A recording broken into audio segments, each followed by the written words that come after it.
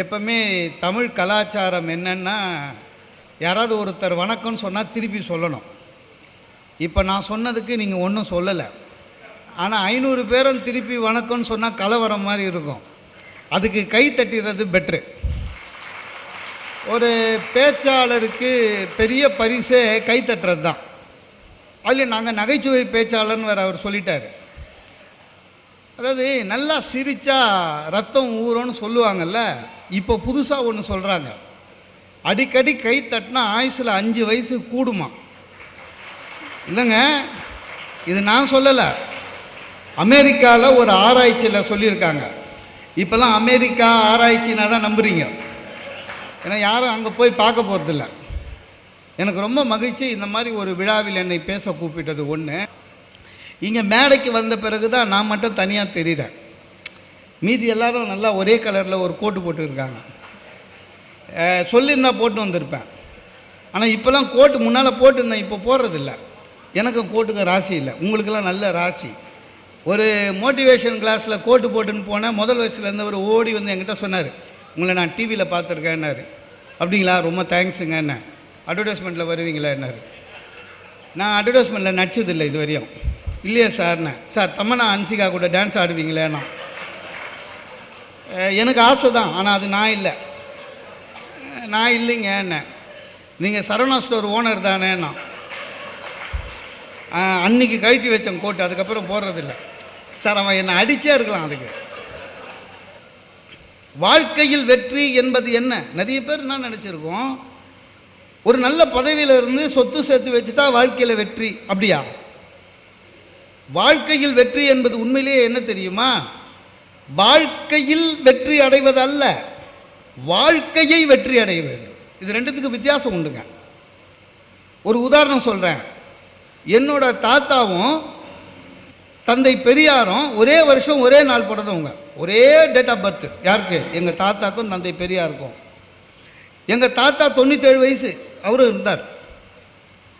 எங்கள் தாத்தாவுக்கு 17 குழந்தை.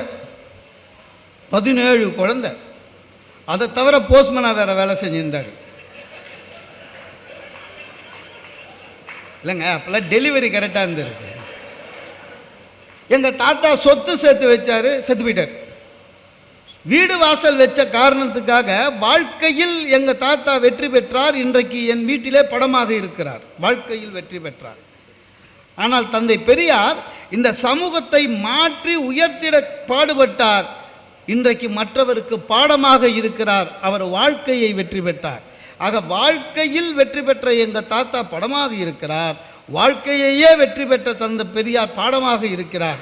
உண்மையிலேயே வெற்றி வாழ்க்கையில் என்பது படமாக இல்லை, பாடமாக இருக்க வேண்டும். மகிழ்ச்சியாக இருக்க வேணும், அதுதாங்க முக்கியம். நீங்கள் எந்த வேலை ஒன்றாலும் செய்யுங்க, மகிழ்ச்சியாக இருக்கணும். நிறைய பேர் மகிழ்ச்சியாக இருக்கிறோமானே தெரியல. சார் யாரையாவது பார்த்து நல்லா இருக்கீங்களான்னு கேட்டால் எவனோ சிரிச்சா மாதிரி நல்லா இருக்குன்னு சொல்ல மாட்டேன். அது என்னவோ ஒரு இந்த தமிழ்நாட்டில் மட்டும்தான் அந்த மாதிரி ஒரு குணம் இருக்குது. நான் கடந்த ஒரு 10 நாளைக்கு முன்னால் ஒரு 45 நாள் நானும் சொல்வேன், இந்த சுகி சிவம் அவர்களும் அமெரிக்காவில் இருந்தோம். எந்த நாட்டுக்கு போனாலும் பார்த்தீங்கன்னா அந்த மக்கள் எல்லாம் ஒருத்தரை பார்த்து மூஞ்சி தெரியுதோ இல்லையோ சிரிச்சா மாதிரி மார்னிங்கன்றான். இங்கே நம்ம ஊரில் வாக்கிங் போகிறான் சார், எதற்கு ஒரு ஆள் வரான், இவன் குட் மார்னிங் சொல்கிறான், அவன் ஏதோ கவனிக்கலை, இவன் அதுலேயே டென்ஷன் ஆகிறான். நம்மளை பற்றி தெரிஞ்சிடுச்சோ அவனுக்குன்னு. கவனிச்சானே ஏன் குட் மார்னிங் சொல்லன்னு, அன்றைக்கி நாள் போச்சு அவனுக்கு. ஒருத்தரை எப்படி இருக்கீங்கன்னு கேட்டால் நல்லா இருக்கேன்னு யாராவது சொல்கிறோமா? இல்லை. ஒவ்வொருத்தரும் ஒவ்வொரு டைலாக் வச்சு சுற்றினுக்கிறான். சார் எப்படி இருக்கீங்க? ஏதோ இருக்கேன்னு சார்ந்தான், போனால் போதுன்னு இருக்கான். சில பேருங்க எப்படி இருக்கீங்கன்னு கேளுங்க, ஏதோ உங்கள் புண்ணியத்தில் ஓடுதுன்னுவான். நம்ம வாங்கின புண்ணியமே கம்மி, அதில் அவன் ஷேர் எடுப்பான், பார்த்துக்கிறீங்களா? ஆனால் சில பேருங்க ஞானி லெவலு, எப்படி இருக்கீங்க கேளுங்க, மேலே இருக்கிறவன் கூப்பிட்டா போயிடு வேணுமான். அதாவது இவனே போக மாட்டான், மேலே வந்து முருகர் விநாயகர்லாம் கீழே வந்து இவனை கைப்பிடிச்சி கூட்டி போனோம். எனக்கு ரொம்ப ஆச்சரியம், நம்ம ஊரில் மட்டும் ஏன் இப்படி இருக்காங்கன்னு. இது ஏழை பணக்காரன் எல்லாருமே ஒரே மாதிரி தான். சரி, இதை நம்ம மாற்றுவோன்னு என்ன ஒருத்தங்க கேட்டான் எப்படி இருக்கீங்கன்னு, நல்லா இருக்கேன்னு. அவன் மூஞ்சி சின்னதாயிடுச்சு. இவன் மட்டும் எப்படி நல்லா இருக்கான்? அவனுக்கு பொறுக்க முடியலங்க. நான் நல்லா இருக்கேன்னு சொன்னவன் அவன் சொல்கிறான், என்ன நல்லா இருந்துன்னாங்க, இன்றைக்கி இருக்கிறவன் நாளைக்கு இல்லை. அது இதை எங்கள் பக்கத்து வீட்டுக்காரன் நேற்று 1 மணி வரையும் பேசின்னு இருந்தான். நைட்டு போய் படுத்தான், சைலண்ட் அட்டாக்காம் அப்படின்னா. அதாவது நம்ம நல்லா இல்லை, அடுத்தவனும் நல்லா இருக்கக்கூடாது. நான் உடலை அவனை, சார் அதை பற்றி கவலைப்படாதீங்க, எனக்கே ஏதாவது ஆயிடுச்சுன்னா கூட கவலை இல்லை, ஐ எம் வெல் செட்டில்டு. சரியா, வீடு வாசல் எல்லாம் வாங்கிட்டேன், வெல் செட்டில்டு. என் ஃபேமிலிக்காக இன்சூரன்ஸில் பெரிய பணம் போட்டிருக்கேன்னு சொன்ன பிறகும் சொல்கிறான் சார், மனசாட்சியே இல்லாமல். இன்சூரன்ஸ்லாம் முன்ன மாதிரி இல்லையா, பணம் வர்றதுக்குள்ளே நாமினி செத்து போயிடுறாங்களான்னா அவனை என்னங்க பண்ணுவீங்க சார்? ஒரு ஆள் நினச்சா உங்களுக்கு ஆன் த ஸ்பாட் உங்களுக்கு ஜுரம் வைக்க முடியும். ஆமாம், என் ஃப்ரெண்டு போன வாரம் பார்த்துட்டு கேட்குறான், நான் வெளிநாடு போயிட்டு கொஞ்சம் இழைச்சா மாதிரி தான் இருக்கேன். அவன் டக்குன்னு, டேய் எப்படி இருக்க, என்ன நல்லா இருக்க, இல்லையே இழைச்சிருக்க அண்ணா, இல்லைடா நல்லா தான், இல்லை இல்லை இழைச்சிருக்க, கண்ணெல்லாம் ஒட்டி போயிருக்கு, கண்ணெல்லாம் மங்கி போச்சு, கண்ணுக்கு கீழே கருவளையம் வருது, தலைமுடியெல்லாம் வெளுத்துருக்குன்றான். கிட்டத்தட்ட என்னை அட்மிட் பண்ணாமல் போகிறது இல்லைன்னு ஒருத்தவனுக்கு எனக்கே ஜுரம் வந்த மாதிரி ஆயிடுச்சு. இல்லைடா நல்லா, நான் சொன்னால் நம்பிடுவேன் நான், பிபி இருக்கா அப்படின்னா, இல்லைடா பிளட் ப்ரெஷர் இல்லை, சுகரு அப்படின்னா, இல்லை வயசுண்ணா 51 வரும் வரும், ஏண்டாண்ணா எனக்கு வந்திருக்க, நம்ம 2 பேருக்கு ஒரே வயசு தானே. இப்படி இருக்கோம்.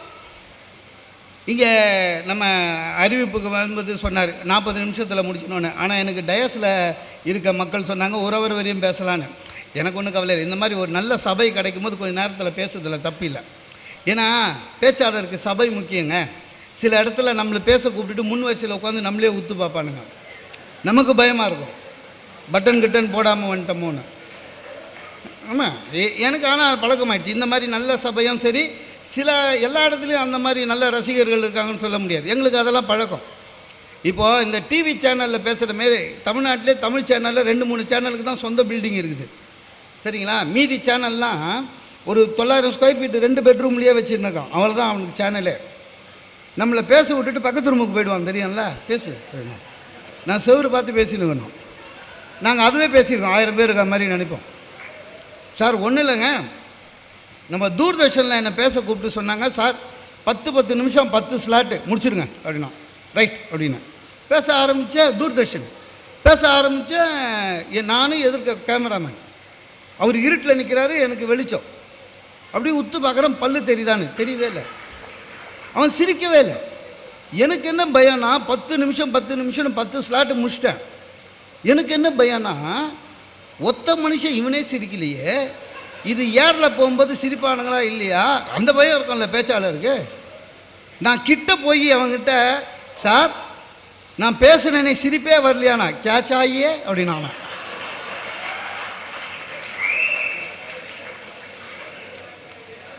தூர்தர்ஷனில் போன மாதம்தான் அவனை ஜார்க்கண்ட்லேருந்து மாற்றிக்கிறாங்க.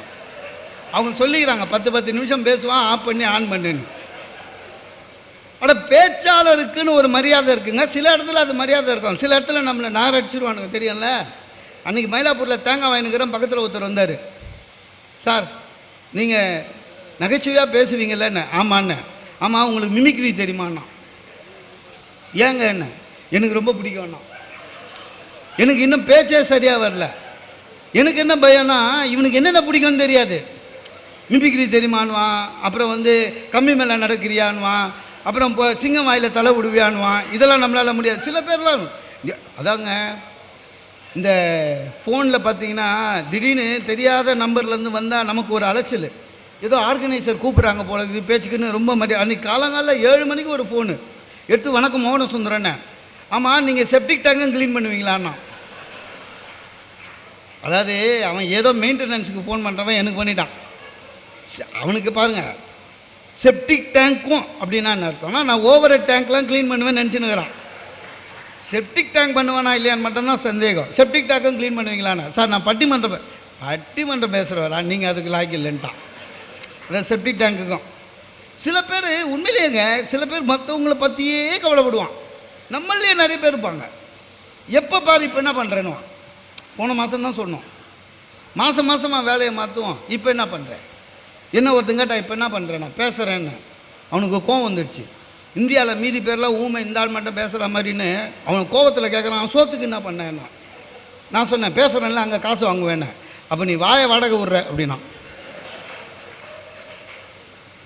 ஆனால் இப்போ நான் தெளிவாயிட்டேன். எவனாவது என்ன பண்ணுறேன்னு கேட்டால் ஆம்பே ப்ராடக்ட் விற்கிறேன்னு 2 வருஷத்துக்கு என்கிட்ட வரமாட்டேன். அப்படி இல்லைன்னா எல்ஐசி ஏஜென்ட் ஆகிட்டேன்னு வரவே மாட்டான். சார் இந்த இந்த இந்த இந்த இந்த விழாவில் வந்து உங்களை சிரிக்க வைக்கணும்னு மட்டும் இல்லை, கொஞ்சம் அப்படி போகும்போது கொஞ்சம் உங்கள் மனசை கொஞ்சம் கிண்டி பாருங்க. எது தொழில் என்று நினைக்கிறீர்களோ அது உங்களுக்கு தொழில், சரியா? ஆனால் எந்த தொழில் செய்தாலும் அதை தெய்வமாக நினைத்து செய்ய வேணும். அதுதான் அது இந்த அசோசியேஷன் தன் கீழே இருக்கிற எல்லாருக்கும் சொல்லி கொடுக்கறது தான் பெரிய பெருமை. சார், எமக்கு தொழில் கவிதை நாட்டிற்கு உழைத்தல்னு பாரதி சொன்னான். சொல்லிட்டு சொல்கிறான், எனக்கு தொழில் கவிதை தான், எனது எழுத்தும் தெய்வம், என் எழுதுகோள் தெய்வம்னா. அப்போ செய்யும் தொழிலை தெய்வமாக நினைக்கிற ஒரு அமைப்பு இந்த அமைப்பு என்கிற போது உண்மையிலேயே மகிழ்ச்சியாக இருக்கிறது. உண்மையிலே மகிழ்ச்சி அப்படி தான் இருக்கணும். எதுவாக இருந்தாலும் இப்போது காலத்துக்கு ஏற்ப நீங்கள் மாறிக்கொண்டே வர வேண்டும், வர வழியே கிடையாது. சார், எல்லாம் மாறிக்கிட்டே வருதுங்க. ஒரு காலத்தில் எப்படியெல்லாம் இருந்து சார், ஒன்றும் இல்லை, ஸ்கூட்டர் விளம்பரம் இப்போ எப்படி காமிக்கிறான் பார்த்துக்கிறீங்களா? ஒரு 18 வயசு பொண்ணு தலைமுடியெல்லாம் விரிச்சு போட்டுன்னு ட்ருன்னு போகுது. ஸ்கூட்டர் விளம்பரத்துக்கு பொண்ணு காமிக்கிறான். நடிகர் அப்பாஸ் வீடு வீடாக போய் கதவை தட்டி டாய்லெட்டு க்ளீனாக இருக்குதான்னு கேட்குறாரு. சார், அவன் முடிவு பண்ணிடுறான் யாருக்கு யாருன்னு. எல்லாமே மாறி போச்சு. நம்மளே மாறி இருக்கோம், நிறைய மாற்றிருக்கோம். சார், தமிழில் கழிவறை, நான் இங்கிலீஷில் ரொம்ப நாளாக டாய்லெட்டுன்னு தானே சொல்லின்னு இருந்தோம். அது ஒன்றும் கெட்ட வார்த்தை இல்லைல்ல. திடீர்னு இந்த இங்கிலீஷே பேசுகிற ஜனங்க என்ன பண்ணிட்டாங்க, அது பேர் ரெஸ்ட் ரூம்னு மாற்றிட்டாங்க. இப்போ ரெஸ்ட் ரூம்னா டாய்லெட்னு அர்த்தம், அப்படி தானே? இது நமக்கு புரிஞ்சிருச்சு. ஏன்னா நம்ம 2 பக்கமும் பலதரப்பட்ட மக்கள் கிட்ட பழகிறோம். எங்கள் ஜிஎம் 58 வயசு ரிட்டையர் ஆக போகிறாரு. அவருக்கு அது புரியல. அன்றைக்கி ஆஃபீஸுக்கு வந்தார், ரிசப்ஷனிஸ்ட் ஆளை காணும், வேரிஷின்னாரு. அந்த டெலிஃபோன் ஆப்ரேட்டர் பொண்ணு சொல்லிச்சு, just gone for rest room ji. காலையில் என்ன ரெஸ்ட்டுன்னு சஸ்பெண்ட் பண்ணிட்டான். அப்புறம் நான் போய் சொன்னேன், சார் ரெஸ்ட்டுனா ரெஸ்ட் ரூம்னா இது சார், டாய்லெட் சார்னா. அதுக்கு அவர் கேட்டார், சரிடா டாய்லெட்டுக்கு ரெஸ்ட் ரூம் சொல்கிறீங்க, நீங்கள் மத்தியானம் சாப்பிட்டு உண்மையிலே ஓய்வறைன்னு போவீங்களா, அதுக்கு என்ன அப்படின்னாரு. அதுவும் ரெஸ்டாரா? என்னடா இங்கிலீஷ் பேசுகிறீங்க அப்படின்னாரு. எல்லாம் மாறி போச்சு. இந்த குரு சிஷ்ய பாவம் என்பது இந்த இந்தியாவுடைய மிகப்பெரிய வரமாக இருந்தது. எனக்கு தெரிஞ்சு என்னுடைய அடிப்படைக்கு தெரிஞ்சு இந்த குரு சிஷ்ய பாவம் இன்னும் இருக்கிறது கட்டுமான திட்டங்களின் ஊழியர்களிடம் மட்டும்தான். உண்மையாக அதுதான். எல்லா இடத்துலையும் போயிடுச்சு சார். பள்ளிக்கூடத்தில் போயிடுச்சு, குரு சிஷ்ய பாவம் இல்லை. கல்லூரியில் இல்லை, வாத்தியார் பயந்து போகிறார் வேலைக்கு. கல்லூரியில் இல்லை. சரி, தனியார் ஆஃபீஸில் இல்லவே இல்லை. ஒரு காலத்தில் அரசு ஆஃபீஸில் கூட அந்த மாதிரி இருந்ததுங்க. எது? குரு சிஷ்ய பாவம் இருந்துச்சு. சார், நான் என்ன தான் படிச்சுட்டு இருந்தாலும் எனக்கு வேலை சேரும்போது எனக்கு வேலை சொல்லி கொடுத்தவர் எனக்கு குரு. இவர் தான் சார், இவர் தான் எனக்கு ட்ரைனிங் கொடுத்தாருன்னுவான். அந்த சீனியர் ரிட்டையர் ஆகும்போது பார்த்தீங்கன்னா அந்த அவரோட வீட்டுக்கு 50 பேரும் வீட்டுக்கு போய் மரியாதை செலுத்திட்டு வாரம் ஒரு வாட்டி ஒரு சாத்துக்குடி பழம் எடுத்து போய் கொடுத்துட்டு, சார் எப்படி இருக்கீங்க, உங்களை மிஸ் பண்ணுறோம் எல்லாம் சொல்லுவாங்க. இப்போ எதுவுமே கிடையாதுங்க. எந்த ஆஃபீஸ்லையும் கிடையாது, தனியார் ஆஃபீஸில் கிடையவே கிடையாது. ஆமாம், ஏதாவது ப்ராப்ளம்னா கூட திட்ட முடியலங்க. இந்தா மிஸ்டேக் பண்ணனா தெரிஞ்சுதா, நீ என்கிட்ட ஒன்றும் சொல்லாத, நீ எம்டிக்கு மெயில் அனுப்பு, எம்டி எனக்கு அனுப்புவார், நான் எம்டிக்கு அனுப்புவேன், உனக்கு எனக்கு பேச்சுவார்த்தை இல்லைன்றான். அவன் என்ன பண்ணுவீங்க சார்? ஜென்ஸாவது பரவாயில்லைங்க. இப்போது ஆண்கள் எப்பவுமே வேலை செய்யும் போது பார்த்தீங்கன்னா தப்பு பண்ணிட்டோம்னா நம்மளே ரெடி ஆகிடுவோம். தப்பு பண்ணிட்டோம் எப்படின்னு திட்டு விடும், ரெடி ஆகிடுவோம். ஆனால் இந்த லேடிஸ் பார்த்தீங்கன்னா அவங்க ஏற்கனவே புத்திசாலி. அதுலேயும் இந்த வேலைக்கு போகிற லேடிஸு ரொம்ப புத்திசாலி. தப்பு பண்ணிட்டா திட்டுறதுக்கு முன்னால் அதுங்களே அழுவோம். அழுகிறவங்களே திட்ட முடியாதுல்ல நீங்கள். ஏன் செக்ரட்டரி அப்படி தான், எது கொடுத்தாலும் எந்த தப்பு பண்ணாலும் முதல்ல அழுதுறோம். அன்றைக்கி ஒரு நாள் அது பண்ண தப்பு எனக்கு சஸ்பெண்ட் ஆர்டர் வர மாதிரி ஆயிடுச்சு. நம்மள மனுஷன் தானே, கூப்பிட்டு வாங்குன்னு வாங்கினேன். நீ எல்லாம் எதுக்கு வேலைக்கு வர, பேசாமல் ரிசைன் பண்ணிட்டு போ, ஆச்சா போச்சான்னு சொன்னேன். அது ஏற்கனவே அழுது நின்றுதுங்க. நான் திட்டின உடனே என்ன ஆயிடுச்சு, முந்தானி எடுத்து வாயில் வச்சுக்கின்னு கதவை திறந்து ஓடுது. வெளியில் வந்து பார்க்குறேன், ஆஃபீஸே என்ன ஒரு மாதிரி பார்க்குது. அவனுக்கு எத்தனை சினிமா பார்த்துருப்பானுங்க. போன அம்மா என்ன பண்ணிச்சு, அடுத்த நாள் அவங்க வீட்டுக்காரை கூட்டின்னு வந்துடுச்சு. அந்த ஆள் இருக்கிறான் 6 அடிக்கு, ஜிம்முக்கு போவான் போலகுது. நான் மிஸ்டர் ரொம்ப திட்டுறீங்களா அப்படின்னா, நான் பம்மிட்டேன். நான் சொன்னேன், இல்லை சார், ஸ்ட்ரிக்டாக இருக்க சொல்லி எங்கள் ஜிஎம் தான் சார் சொன்னாருன்னு. எனக்கு என்னென்னா, அடிக்கணும்னு முடிவு பண்ணாமல் வச்சுக்கேன், ஜிஎம்மையும் இழுத்து விட்டுறாரு. ஏன்னா அந்தால நம்ம தனியாக அடிக்க முடியாது. ஆனால் அவன் சொன்னாங்க, அவன் கண்ணை பார்த்தா அதில் ஒரு மகிழ்ச்சி தெரிஞ்சுது. என்னால் தான் வீட்டில் திட்ட முடியல, நீயாவது திட்டுறாரு. ஒரு ஆம்பளைக்கு தானுங்க இன்னொரு ஆம்பளை கஷ்டம் தெரியும். எல்லாம் மாறி போச்சுங்க, சாப்பாடு மாற்றிட்டோம். இப்போ எல்லாருமே ஹெல்த்து பற்றி கவலைப்பட ஆரம்பிச்சிடும். எப்போ 50 வயசுக்கு மேலே சாப்பாடு மாற்றிட்டோம். அட டிஃபன் எல்லாம் இட்லி தோசைன்னு சாப்பிட்டு இப்போ எல்லாம் போயிடுச்சு. இப்போ யாரைப்பானா கலோரிஸ் மாதிரி தான் பேசுகிறாங்க. இது எவ்வளோ கலோரி, அது எவ்வளோ கலோரி, அதுக்கு என்ன அர்த்தம்னு கூட தெரியாது, சும்மா பேசுறது தான். அட 3 வாரம் முன்னால் ஊருக்கு போயிட்டு வந்த உடனே டிஃபனுக்கு உட்காரேன், என் ஒய்ஃபு தட்டு வச்சு இட்லி வைப்பான்னு பார்த்தேன், கிண்ணம் வச்சா, பிளாஸ்டிக் கிண்ணம். என்னது என்ன டிஃபன் கிண்ணம் வைக்கிறா. உள்ளே போனால் ஏதோ ஒரு பேக்கெட் எடுத்தால் சிசரில் கட் பண்ணால் ஏதோ ஜல்லி மாதிரி கொடன்னு கொட்டினான். என்னது இதுண்ணா, இது கிளாக்ஸுண்ணா, இதில் தான் கலோரி அதிகம். அது +2 ஃபெயிலு. கலோரி பற்றி டைட்டிஷியன் மாதிரி கவுன்சிலிங், கலோரி அதிகம் இதில் தான் சொல்லிவிட்டு பால் ஊற்றவான்னு கேட்டா. யாருக்குன்னு, பால் ஊற்றி சாப்பிட்டா நல்லாயிருக்கும், உங்கள் இஷ்டம் அப்படின்னா. திரும்பி பார்க்குறேன், என் நாய் என்ன ஒரு மாதிரி பார்க்குது. ஏன்னா அது சாப்பிட்ற டிஃபனும் அதே மாதிரி கிண்ணம், அது பிரேக்ஃபாஸ்ட்டும் ஜல்லி. நம்ம டிஃபனை இவன் சாப்பிட்டு போயிட்டா நமக்கு என்ன வைப்பாங்கன்னு அது கவலை அதுக்கு. சார் எல்லாம் மாறி போச்சுங்க. ஆனால் மாறி போனாலும் கவலைப்படக்கூடாது சார். ஒரு காலத்தில் தமிழ் புத்தாண்டு எப்போ கொண்டாடினோம், சித்திரை 1. ரொம்ப நாளாக சித்திரை 1 தானே தமிழ் புத்தாண்டு. திடீர்னு ஆட்சி மாறிச்சா. அவங்க என்ன சொன்னாங்க, தை 1 அன்றைக்கி தான் தமிழ் புத்தாண்டு. நம்ம எதாவது சொன்னோமா, சரிங்க ஒன்று. அப்புறம் மறுபடியும் ஆட்சி மாறிச்சா, சித்திரை 1 நம்ம எதாவது சொன்னோமா, சரிங்க ஒன்று. நாளைக்கு ஆட்சி கீச்சி மாறி மாலை அமாவாசை அன்றைக்கி தான்டா உங்களுக்கு தமிழ் புத்தாண்டுன்னா நம்ம என்ன பண்ண போகிறோம், சரிங்க ஒன்று. நமக்கு என்னங்க, நமக்கு தேவை ஒரு நாள் லீவு. அன்றைக்கி சாயங்காலம் முதலாக திரைப்படம்னு ஏதாவது ஒரு திரைப்படம் முடிஞ்சு போச்சு. நம்ம மாற்றுற மாதிரி எவனும் மாற்றிருக்க மாட்டான் சார். நல்லவன்றதுக்கு அர்த்தமே மாற்றி தொலைச்சிட்டோம் சார் 20 வருஷமாக. தமிழில் எவ்வளோ நல்ல வார்த்தைங்க. நல்லவன் என்ற வார்த்தையை தப்பாக பயன்படுத்தி அதை தப்பாகவே பயன்படுத்த ஆரம்பிச்சிட்டோம். படித்தவன் படிக்காதவன் எல்லாருமே அப்படி தான் பண்ணிட்டோம். ஆமாங்க, நம்மளே எத்தனை பேர்கிட்ட சொல்கிறோம் சார் அந்த ஆள் இருக்கோம் பார்த்தீங்களா, A1 A செக்ஷனில் இருக்காரு, நல்லவன் சார், காசு கை நீட்டு வாங்கிட்டா வேலையை முடிச்சு கொடுத்துருவான்றான். இப்போ நல்லவனுக்கு அர்த்தம் அதான். பக்கத்தில் இருக்கிறவன் சொல்கிறான், நீ வேற, அவனாவது பரவாயில்ல, அடுத்தது பாருண்ணா. என்னென்ன இவர் ரொம்ப நல்லவர், என்னென்னா வேலை முடிக்கலைன்னா காசை திருப்பி கொடுக்குறாரான்னா. அப்போ நல்லவனுக்கு அர்த்தம் மாறி போச்சு. பிரச்சனை வரும். எந்த தொழில் செய்கிறோமோ அதில் பிரச்சனை வரும். செய்யும் தொழிலை நேசியுங்கள். அந்த நேசிப்பு தான் இந்த அமைப்பு தன்னுடைய ஊழியர்களிடம் எதிர்பார்ப்பதும் அதான். எந்த செயலாக இருக்க, நீ என்ஜினியராக, நீ ஒரு சாதாரண ஆளாயிரு, ஒரு சின்ன வேலை செய்கிற கட்டுமான பணியில் சின்ன வேலை எதுவாக இருந்தாலும் சரி, செய்கிற வேலையில் தெளிவாக இருக்கணும்.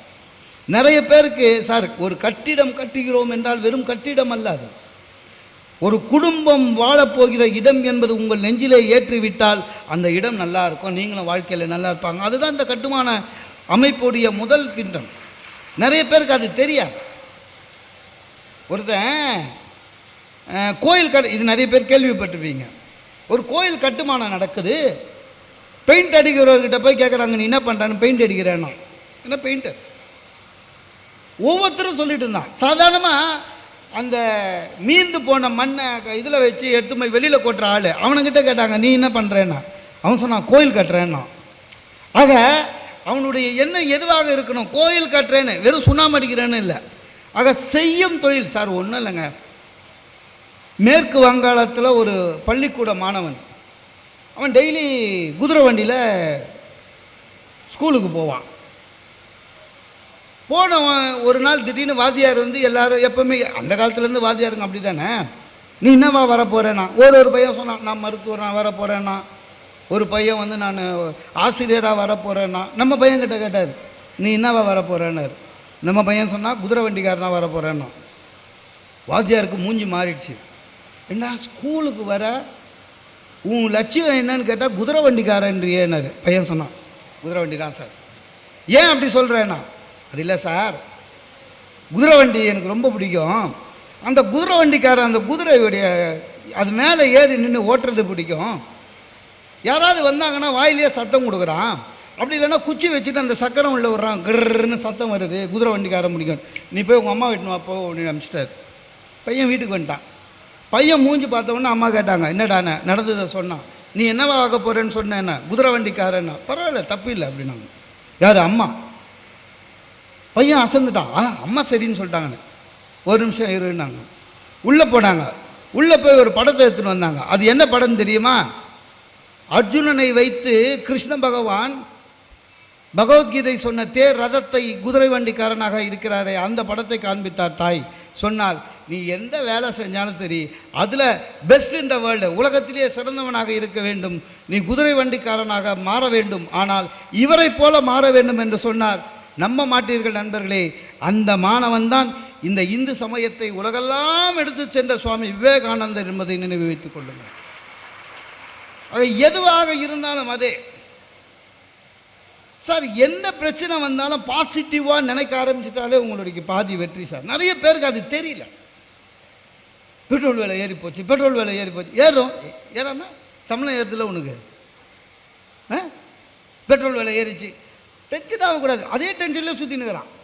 இன்னைக்கு எவ்வளோ தெரியுமா, இன்னைக்கு என்ன நீயே ரெடியாக இருக்க வேணாவா? அங்கே ஆட்சி இங்கே ஆட்சி யாருன்னு தெரியும்ல, ரெடியாக இருக்க வேணாமா? என்ன 10 நாள் ஆச்சு இன்னும் 2 ரூபா ஏறலையேன்னு நீயே எதிர்பார்த்தினா ரூபா 62 பைசா ஏறுச்சுன்னா 38 பைசா லாபம். அப்படி தான் சார் வாழ முடியும். அதான் மகிழ்ச்சியாக வாழணும். பாசிட்டிவ் திங்கிங் அதுதான். சும்மா இருக்கிறவங்களை திட்ட முடியாது. எதுவாக இருந்தாலும் சரி சார். அன்றைக்கி நான் சினிமா பார்த்துன்னே இருக்கேங்க, புது படம். இப்போல்லாம் டிவியில் புது படமே வருது. பார்த்துன்னு இருக்கிறேன். திடீர்னு பார்த்தா கீழே ஸ்க்ரோலிங் போகுது. என்னென்னு, பாரத பிரதமர் தேச மக்களுக்கு 9 மணிக்கு உரையாற்றுகிறாருன்னு நிறுத்திட்டேன். ஏன்னா 2 வருஷத்துக்கு முன்னால் 9 மணிக்கு இப்படி தான் உரையாற்றினார். ஓடி போய் பீரோவில் இந்த 2000 ரூபாலாம் எடுத்தேன். என்ன சொல்ல போகிறாருன்னு தெரியாது. அதனால் உள்ளகிற 2000 ரூபாய் கெட்டில் வச்சு பர்ஸில் ஓரமாக வச்சுக்கிற 2000 ரூபாய் எல்லாத்தையும் எடுத்து என் ஒய்ஃபு ஹேண்ட்பேக்கில் இருந்தாலும் 2000 ரூபாய் எடுத்து எல்லாத்தையும் எடுத்தேன். போன மாதம் பர்த்டேக்கு என் பையனுக்கு முழு 2000 ரூபாய் கொடுத்த உண்டியில் வச்சுருந்தான். அதையும் போட்டு வச்சு அதையும் எடுத்துட்டேன். அவன் என்னப்பா குட்டா மாதிரி குத்து பிடுங்குறியாண்ணா? டே அவரே அதான்டா செய்ய போகிறார் சும்மாறாண்ணா. இல்லை எதுக்குமே ரெடியாக இருக்கணும் சார். சில இடம்லாம் சிலது நம்ப முடியலங்க சார். சுவாமியார்களை எங்கே சார் பார்ப்பீங்க நீங்கள்? ஆசிரமத்தில் பார்க்கலாம், கோயிலில் பார்க்கலாம். இப்போ பாருங்கள், கோர்ட்டுக்கு வரானுங்க சாமியார். சிச்சா மாதிரியே வரான், கொஞ்சம் கூட வெக்கமானம் இல்லாமல். நம்ம சகிச்சுக்கணும், வேறு வழி கிடையாது. உள்ளே வந்துங்க சாமியார் ஜட்ஜுக்கு வணக்கம் சொல்லிவிட்டு மங்களம் உண்டாகட்டும்னா. யார்? ஜட்ஜுக்கு.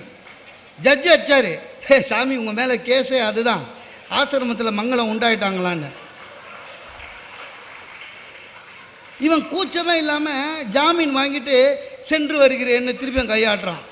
நீதிபதி சொன்னார், சாமி உங்களுக்கு தெரியாதது இல்லை, ஜெயிலுக்கும் கோர்ட்டுக்கும் வந்து திரும்பி வருகிறேன்னு சொல்லக்கூடாதுண்ணா. அதுக்கு சாமியார் அடித்தார், அதெல்லாம் தெரியும், உனக்கு தான் என்னை பற்றி தெரில, என் மேலே 17 கேஸ் இருக்குது, ஃபஸ்ட்டு கேஸ் இது, அதனால் வந்து போகிற இடம் தான். மாறணுங்க, பாசிட்டிவாக ஆக்கணும், வேறு வழியே கிடையாது. ஒரு காலத்தில் 20 வருஷத்துக்கு முன்னால் ஹஸ்பண்ட் அண்ட் ஒய்ஃபுக்கு சண்டை வந்தானங்க பண்ணுவீங்க. நான்லாம் கதையில் படிச்சிருக்கேன். 20-25 வருஷத்துக்கு முன்னால் குடும்பத்தில் ஹஸ்பண்டுக்கும் ஒய்ஃபுக்கும் சண்டை வந்தால் சமாதானம் ஆகிறதுக்கு என்ன பண்ணுவார் ஹஸ்பண்டு? வரும்போது 2 முழம் மல்லிப்பூ 1/2 கிலோ சார்பார் வாங்கி கொடுத்துக்கிறாரு. ஆமான்ற. இப்போங்க முடியல. ஏன்னா 2 முழம் மல்லிப்பூ 100 ரூபா கொடுக்குறோம், 1/2 கிலோ அல்வா 400 ரூபான்றான். இவ்வளோ காஸ்ட்லியாக சமாதானம் ஆவறதான்னு போயிடுறான். ஏன்னா தீபாவளி வருது, சண்டே அப்படியே இழுத்து விட்டு தீபாவளி முடிச்சவொடனே சமாதானம் ஆகிக்கலான்னு, செலவு மிச்சமாகும். ஆனால் இது இல்லை. புட்சாலிங்க என்ன பண்ணுவான்? நேராக வீட்டுக்கு போகிறான், ஒன்று வாங்க வேணாங்க, வீட்டுக்கு போகிறான், ஜன்னல் கதுவெல்லாம் சஜெட் படான்னு காலில் விழுறான், முடிஞ்சு போச்சு, செலவே கிடையாது. எல்லாத்துக்குமே கோச்சிக்க கூடாது. இப்போ ஒய்ஃபுன்னா அப்படி தான் இருப்பாங்க. வீடுன்ற வீட்டில் டிவிடி இல்லையா நான் சொன்னேன், என்ன டிவிடி இல்லை என்ன இப்போ அதுக்கு? இங்கே பார், டிவி இருக்கா? டேபிள் ஃபேன் இருக்கா? கிரைண்டர் இருக்கா? இதெல்லாம் நம்மளை வாங்கணும், அவங்களே தானே கொடுத்தாங்க. ஒரு 6 மாதம் எலெக்ஷன் வரும். அந்த 2 பேரில் யாராவது விலையில்லா டிவிடி தரேன்னு சொல்லுவாங்க, ஓட்டு போட்டு போயிடு. இதெல்லாமே வாக்கு கொடுத்து வாங்குவாங்க. அப்படிதான் அட்ஜஸ்ட் பண்ணிட்டு போனோம் சார். உண்மைதான், அந்த மாதிரி அட்ஜஸ்ட் பண்ணலன்னா நம்ம மகிழ்ச்சியாக இருக்க முடியாது இன்றைக்கி இருக்கிற சூழ்நிலையில். ஒன்றும் இல்லைங்க, ஹனிமூன் எதுக்கு போகிறான்? ஒரு 10 நாள் வாழ்க்கையில் மகிழ்ச்சியாக இருக்கணும்னு. சில பேர் அதிலே சண்டை போட்டு வந்துடுவோம். சரியா? இவனுங்க இந்த டிவிக்காரனுக்கு சும்மா இருக்க மாட்டான். ஹனிமூன் போனவனுங்களை ஊட்டி கொடைக்கானல் இவனுங்க போய் அங்கே போய் பேட்டி எடுக்கிறான். என்ன நீங்கள் பாருங்கள், அந்த பேட்டி எடுக்கிற ஆளுங்க பார்த்தீங்கன்னா ஆம்பளைங்க கிட்டேயே கேள்வி கேட்க மாட்டான் சார், வெறும் லேடிஸ் தான். அந்த புது பொண்ணு கல்யாணம் ஆன பொண்ணுக்கிட்ட போய் உங்களுக்கு பிடிச்ச ஹீரோ யாருன்னுவான். நம்ப மாட்டீங்க, எல்லா பொண்ணுங்களும் அஜித், விஜய், கார்த்தி, சூர்யா, பக்கத்தில் ஹஸ்பண்டு, எதுவும் சொல்லாது, ஹஸ்பண்டு தான் எனக்கு ஹீரோன்னு. நம்மளும் அதுக்கு கோச்சிக்க மாட்டான். அவன் அந்த அக்கிளில் பேகை வச்சுன்னு கிட்ட நிற்கிறான், ஏன்னா ஃப்ரேம்லையாவது வரணுமேனு. ஆமாங்க, நம்ம அதுக்காக சண்டை போட முடியுமா? நீ எப்படி அஜித் குமாரை சொன்னேன், நான் தானே உனக்கு சாப்பாடு. அந்த அம்மா ஏதோ பெருந்தன்மையாக நம்மக்கிட்ட ஒய்ஃப் ஆகுது, அதை மனத்தை காப்பாற்றிக்கணும், அவ்வளோதான். எது ஒன்றாலும் நடக்கும், நடக்கிறதுக்கு ஏற்ற மாதிரி நம்ம மாறிக்கணும். அதுக்கேற்ற மாதிரி பாசிட்டிவ் திங்கிங் வரலன்னா ரொம்ப கஷ்டம் சார். உங்களில் நிறைய பேர் காரை வச்சுருப்பீங்க, நிறைய பேர் 2 வீலர் வச்சுருப்பீங்க. எனக்கு நான் 2 வீலரில் போகிறேன் நார்த் மெட்ராஸில். எனக்கு தெரியுங்க ஹெல்மெட்டு போடுறது எவ்வளோ கஷ்டம்னு. உண்மையிலேங்க நல்லது, அதெல்லாம் அடுத்தது கஷ்டம். தலையே 3 கிலோங்க, ஹெல்மெட்டு 7 கிலோக்கு இருக்குது. அது போட்டுன்னு இப்படி திரும்ப முடியல, அப்படி திரும்ப முடியல. அது பெரிய பெரிய வட சென்னையில் பார்த்தீங்கன்னா பெரிய பெரிய இது வரும் வண்டி, சக்கரம் மட்டும் போயினே இருக்கும். பார்த்துக்கிறீங்களா, ஒரு 20 செகண்டுக்கு சக்கரம் போகும். பெரிய பெரிய வண்டி வரும். நம்ம பக்கத்தில் மொத்த ஹைட்டு ஸ்கூட்ரு நான் எல்லாமே சக்கரத்துக்கு கீழே தான் இருக்கிறோம். பயந்து பயந்து பயந்து ஓட்டுறோம், ஏன்னா டக்குன்னு திரும்ப முடியல. இங்கே இப்படி இருக்குது, இங்கே இப்படி இருக்குது. ஹெல்மெட் தப்பு தான், ஆனால் ஹெல்மெட்டு போடணுன்னு கவர்மெண்ட் சொல்லும்போது கஷ்டமாக இருந்தது. ஆனால் அதில் ஒரு பாசிட்டிவ் இருக்குது. என்ன? ஒரு பிரச்சனையிலேருந்து விடுவு. ஏன்னா பின்னால் உட்காந்துன்னு உங்கள் அம்மா சரியில்லை, உங்கள் அக்கா சரியில்லைன்னு தொணன்னு பேசுகிறோம். ஒன்றும் கேட்க வேணாம், ஹெல்மெட் போட்டு போயிட்டே இருக்கலாம். கவர்மெண்ட்டு விடுங்க. கோர்ட் என்ன பண்ணிட்டான், பின்னால் உட்காரவங்களும் ஹெல்மெட்டு போடணுன்ட்டான். இன்னும் சுத்தம். ஏன்னா கொண்டைக்கும் சேர்த்து ஒரு ஹெல்மெட் வாங்கி கையில் கொடுத்துட்டோம்னா மூஞ்சி மூடின்னு வர வேண்டியதான், பேச்சுவார்த்தையே இல்லை, ஒரு சமாதானம். அதாவது கஷ்டம்னு வரும்போதுங்க அதில் எது நல்லதுன்னு பார்க்க கற்றுக்கணும். இது வந்துதா திடீர்னு என்னாச்சு, உண்மையிலே நடந்ததுங்க, உண்மையிலே நடந்தது. உங்களை எத்தனை பேர் அதை படிச்சிங்கன்னு தெரியல. ஈரோட்டில் ஒரு பெட்ரோல் பங்கில் ஒரே கலர் பைக்கு, ஒரே கலர் ஹெல்மெட்டு, ஒரு ஹஸ்பண்டோட ஒய்ஃபு மாறி ஏறிடுச்சு ஒய்ஃபு. இப்போ தெரியுதா ஒய்ஃபெல்லாம் எப்படி ஹஸ்பண்ட் ஐடென்டிஃபை பண்ணுறாங்கன்னு? பைக்கு கலர் வச்சு. அவன் என்ன பண்ணிட்டான், நம்ம ஒய்ஃபு நம்ம கூட தான் வருவாங்கன்ற நம்பிக்கையில் ஸ்டார்ட் பண்ணிட்டான். கொஞ்சம் தூரம் போனோடனே என்னங்க இந்த பக்கம் போகிறீங்கன்னு குரல் கேட்டுது. குரல் நல்லா இருக்குதே, நம்ம ஒய்ஃப் இல்லையேன்னு திரும்பினான். மூஞ்சி நல்லா இருக்குதே, நம்ம ஹஸ்பண்ட் இல்லைன்னு இறங்கிடுச்சு. அப்புறம் அவனுக்கு ஃபோன் பண்ணான், நல்ல கால மொபைல் கண்டுபிடிச்சானுங்க.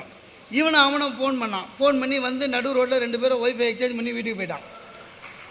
இப்போ நான் பார்த்தீங்கன்னா என் ஹெல்மெட்டு பார்த்தீங்கன்னா பின்னால் என் ஃபோட்டோவை A4 சைஸில் ஒட்டி வச்சுக்கிறேன், பிரச்சனையே கிடையாது சார். எது பிரச்சனை என்று நீங்கள் நினைக்கிறீர்களோ அதுலேருந்து வெளியில் வரணும். அதுக்கு இதுதான் நிறைய விஷயம் இருக்குங்க சார். நான் டெல்லி டூருக்கு போனேங்க ஒய்ஃபை கூட்டிகிட்டு. வருஷத்துக்கு ஒரு முறை அங்கங்கே கூட்டிகிட்டு போயிடுவேன், ஏன்னா வருஷம் ஃபுல்லாக நம்ம வெளியில் சுற்றின்னு வரோம் வீட்டை விட்டுட்டு. டெல்லிக்கு போகிறேன், பையன் நான் சார். ஃப்ளைட்டில் இறங்குற வரையும் கம்ஃபர்டபுள், ஃப்ளைட்லேருந்து ஹோட்டல்லேருந்தே கார் அமைச்சான் கம்ஃபர்டபுள். ஹோட்டல் வரையும் போனேன், ரிசப்ஷனில் பெரிய ஹோட்டலு, ரிசப்ஷன் வரையும் போனேன் கம்ஃபர்டபுள். திடீர்னு இந்த மனுஷனுடைய இறைவன் மனுஷனுக்கு மூளை படைத்தான்ல, அதில் பார்த்தீங்கன்னா ஒரு நல்ல ஒரு அமைப்பு என்னென்னா, இந்த மூளை இருக்குது இல்லைங்க, கண்டதை படித்து அதை சொல்ல சேர்த்து வச்சுக்கும். உங்களுக்கு எப்போ தேவையோ அது ஞாபகப்படுத்தும். அதுதான் இறைவனுடைய படைப்பு. இந்த ஹோட்டல் வரையும் போனேன்னா புக் பண்ணும்போது எப்போ படித்தது ஞாபகம் வந்தது. என்னது? வெளியில் ஹோட்டலில் தங்கும்பொழுது ஜாக்கிரதையாக இருக்கவும்.